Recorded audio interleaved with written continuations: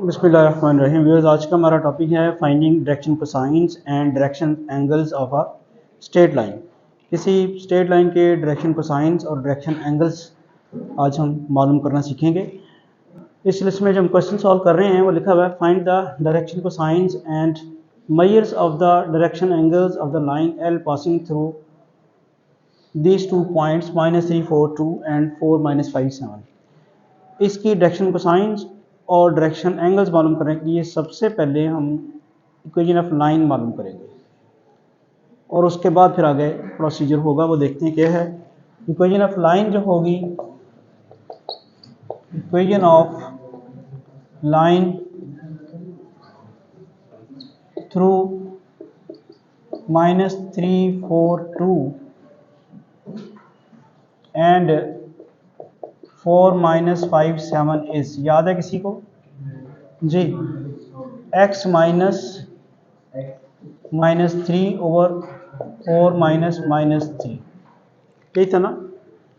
ये इसको आप समझे x1 y1 z1 x2 y2 z2, तो x - x1 divided by x2 - x1, फिर y - y1 y -4/y2 - y1, z -z1 और z2 - z1। हम आमतौर पे आगे t भी लिखा करते थे सिमेट्रिक फॉर्म में जब, तो इसको हम करते हैं, ये आता है x + 3/4 + 3 y -4 नहीं ज़्यादा नहीं अब करना, z -2/5 = t। ये आ जाएगा आपके पास x + 3/7 y -4/-9 and z -2/5 = t। ये है इक्वेशन ऑफ लाइन। हमने शुरू में डिस्कस किया था कि इक्वेशन ऑफ लाइन मालूम करने के लिए जो इन्फॉर्मेशन है वो कम से कम एक पॉइंट और एक वेक्टर जिसके वो पैरेलल हो, तो फिर लाइन एग्जैक्ट लाइन मालूम हो जाएगी। अब ये लाइन के लिए आपको 2 पॉइंट्स दिए गए थे, 2 पॉइंट्स भी अगर हों तब भी इक्वेशन जो है, अगर आपको कहा जाए कि ये 2 गिवन पॉइंट्स हैं, इनसे आप इक्वेशन ऑफ लाइन मालूम करें, तो आप वो 2 पॉइंट से जो लाइन ड्रॉ करेंगे वो एक ही होगी, दो नहीं हो सकेंगी। तो ये भी इंफॉर्मेशन सफिशिएंट है। अब जो बात आपको समझानी है वो ये है कि ये जो लाइन की इक्वेशन आई है, इसमें जो डिनोमिनेटर में आए हैं ना, ये वाले, ये उस वेक्टर की कंपोनेंट्स हैं जिस वेक्टर के लाइन पैरेलल है। ठीक है, ये लाइन जिस वेक्टर के पैरेलल है उसकी कंपोनेंट्स ये हैं 7 - 9 और 5, और यही इसकी क्या कहलाती हैं, डायरेक्शन रेशियोज। जिस वेक्टर के लाइन पैरेलल होती है उस वेक्टर की जो कंपोनेंट्स हैं वो उस लाइन की क्या कहलाती हैं, डायरेक्शन रेशियोज। मैं यहाँ पे लिख देता हूँ आपको, the line L is parallel to the vector. Vector हम जो लिखेंगे वो इस फॉर्म में लिख सकते हैं, ब्रैकेट में 7 - 9 और 5, और इसको किसी और फॉर्म में भी लिखा जा सकता है, vector A = 7i - 9j + 5k। ठीक है, और ये इसकी क्या कहलाती हैं, direction ratios. 7 - 9 5 are the direction ratios of the line L। जो जिस वेक्टर के वो पैरेलल है लाइन, उस वेक्टर की कंपोनेंट्स उसकी डायरेक्शन रेशियोज कहलाती हैं। और हमने यहाँ पे डायरेक्शन कोसाइंस फाइंड करनी है। डायरेक्शन कोसाइंस कैसे आएंगी, इस वेक्टर को इसकी मैग्नीट्यूड से डिवाइड कर देंगे तो वो क्या आएगा, वो यूनिट वेक्टर आएगा। वेक्टर को वेक्टर की मैग्नीट्यूड से डिवाइड करने से क्या आता है, और वो जो उसकी जो कंपोनेंट्स आएंगी वो डायरेक्शन कोसाइंस होंगी। अगर किसी जिस लाइन जिस वेक्टर के पैरेलल है उसके लॉन्ग अगर आप यूनिट वेक्टर मालूम कर लें तो वो जो होंगी वो क्या कहलाएंगी, लाइन की डायरेक्शन कोसाइंस। फिर देखें the unit vector along A is, क्या होता है, ए कैप। कैसे करेंगे, ए को ए की मैग्नीट्यूड से डिवाइड कराएंगे। ए है 7i minus 9j plus 5k, और इसकी मैग्नीट्यूड कैसे आएगी, 7 square plus minus 9 square plus 5 square का under root. This will give you 7i minus 9j plus 5k, 49 plus 81 plus 25। जी बता दें शाबाश, क्या ये 155।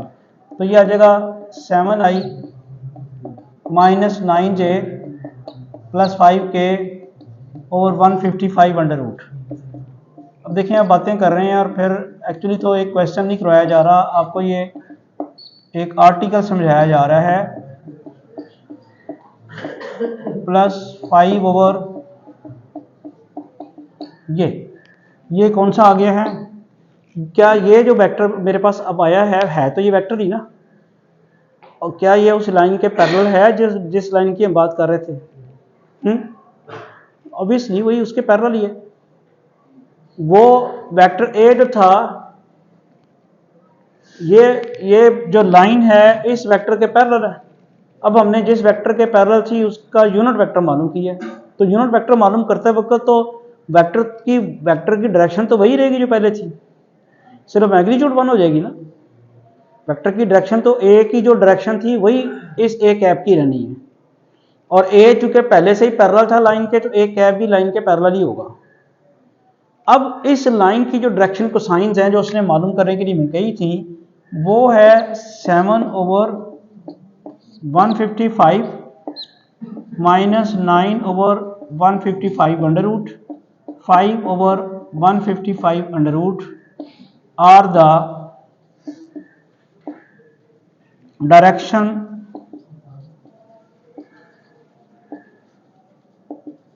Cosines of the line L. ठीक है जी। अभी और काम कहा था उसने, डायरेक्शन एंगल्स। तो डायरेक्शन एंगल्स कैसे मालूम करने हैं, वैसे डायरेक्शन एंगल्स समझने के लिए आप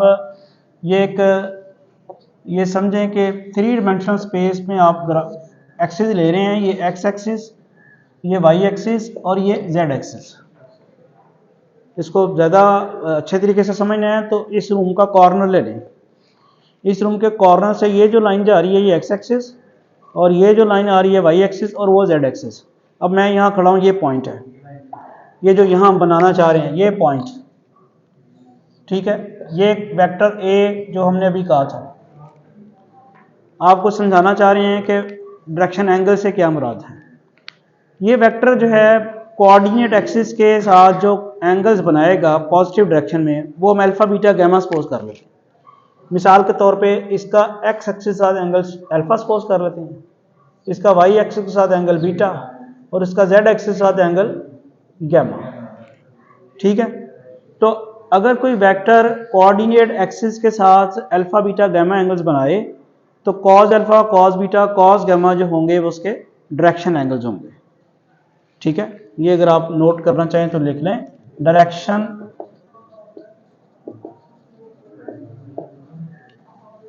angles of a vector.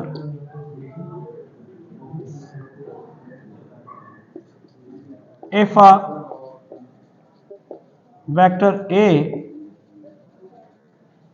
makes angles alpha, beta, gamma with the positive direction of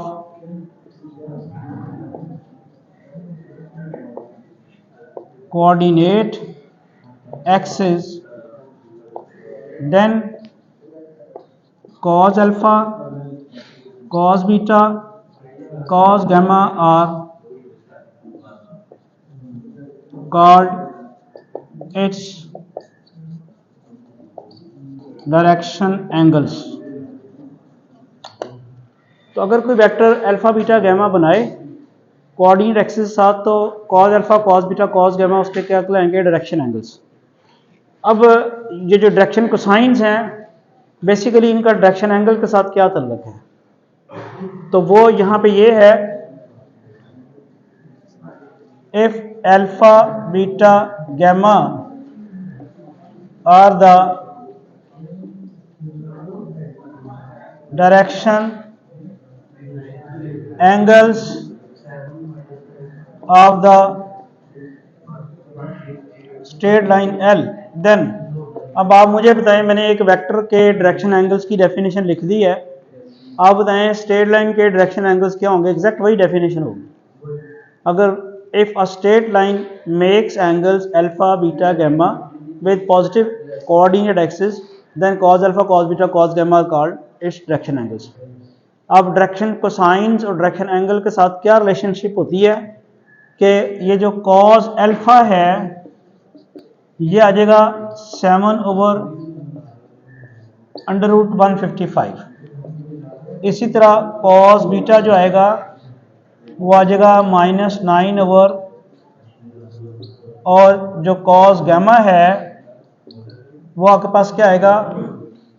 5/155 तो यहां से आपने अल्फा निकालना है, कॉस इनवर्स 7/155 करें क्या आता है। इसी तरह यहाँ से बीटा निकालना है जो कि कॉस इनवर्स -9/155, और फिर इसी तरह गैमा निकालना है जो कि कॉस इनवर्स 5/155 आएगा। अब आप ज़रा कैलकुलेटर की मदद से इनकी वर्किंग करें। तो जी अल्फ़ा की वैल्यू आ गई 55 डिग्री 47 मिनट्स, बीटा की वैल्यू आ गई 136 डिग्री 18 मिनट्स, एंड गैमा की वैल्यू आ गई है 66 19 मिनट्स। तो क्या क्वेश्चन आपको समझ आया? अब स्ट्रेट लाइन की डायरेक्शन कोसाइंस, डायरेक्शन रेशोस और डायरेक्शन एंगल्स मालूम करने आपको आगे होंगे। जौन सी मर्जी स्ट्रेट लाइन आ जाए, जैसी मर्जी स्ट्रेट लाइन हो, आपने उसकी इक्वेशन को इस फॉर्म में लिख लेना है। जब आप इस फॉर्म में लिख लेंगे, या अगर आपने इस फॉर्म में नहीं लिखना, हो सकता है वो पहले से ही आपको कह दे कि ये लाइन इस वेक्टर के पैरेलल है, इसकी डायरेक्शन कोसाइंस और डायरेक्शन एंगल्स मालूम करें। फिर सिर्फ आपने इतना काम करना है कि उस वेक्टर की जो कंपोनेंट्स हैं वो उस लाइन की क्या हो जाएंगी? Direction ratios. और वेक्टर को अलॉन्ग जब यूनिट वेक्टर लेंगे, वेक्टर को वेक्टर की मैग्नीट्यूड से डिवाइड करेंगे, तो वो जो नया यूनिट वेक्टर आएगा उसकी जो कंपोनेंट्स होंगी वो उसकी क्या कहलाएंगी? Direction cosines. और डायरेक्शन कोसाइंस का डायरेक्शन एंगल्स के साथ क्या ताल्लुक होगा? Direction cosines will be equal to cos alpha cos beta cos gamma. वहाँ से अल्फा बीटा गैमा की वैल्यू निकल आएगी, तो ये डायरेक्शन एंगल्स आ जाएंगे। अगर तो जैसे ये क्वेश्चन दिया है कि पहले आपको स्ट्रेट लाइन की इक्वेशन मालूम करनी है, फिर तो आप इस फॉर्म में ले आएँ और डिनोमिनेटर में जो आएंगी वो उस वेक्टर की कंपोनेंट्स होंगी जो इसके पैरेलल होगा। और अगर उसने किसी और फॉर्म में पहले से दे दिया हुआ है तो फिर भी आप इसको इस फॉर्म में कन्वर्ट कर लें। एक सूरत में आपकी सिर्फ बचत है, जब वो किसी लाइन को किसी वेक्टर के पैरेलल पहले से दे दे, फिर कोई इशू नहीं, फिर उस वेक्टर का सिर्फ यूनिट वेक्टर ही मालूम करना होगा। तो होपफुली आपको ये पता चल गया होगा कि किसी स्ट्रेट लाइन की डायरेक्शन रेशियोज, डायरेक्शन कोसाइंस और डायरेक्शन एंगल्स कैसे फाइंड करने हैं। Thank you.